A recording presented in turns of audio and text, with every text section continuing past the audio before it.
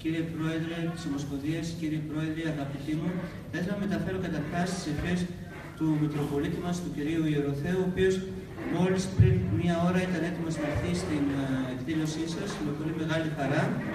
Αλλά επειδή το πρωί ήμασταν στον Άγιο Βλάσιο του Τρυπολίδης, που είναι το μισό της Μητροπόλεως μας, από τις 5 η ώρα, και μετά σε ένα θεολογικό συνέδριο μαθητικό, που έγινε πολύ σημαντικό εδώ στην πόλη μας, το διοργάνωσαν τα εκπαιδευτήρια πάνω.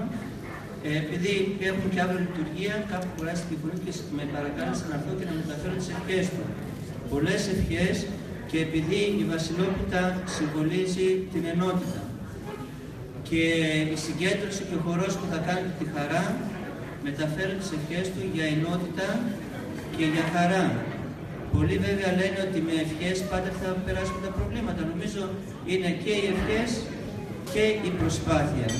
Γιατί κάποιος όσο και αν προσπαθία δεν έχει τις ευχές των γονέων του, των μεγαλύτερων, των γειτόνων του, δεν προχωρεί, και χωρίς ευχές και χωρίς προσπάθεια δεν γίνεται τίποτα, αλλά και προσπάθεια χωρίς ευχές πάλι δεν είναι ευλογημένη. Το βλέπουμε στην πατρίδα μας.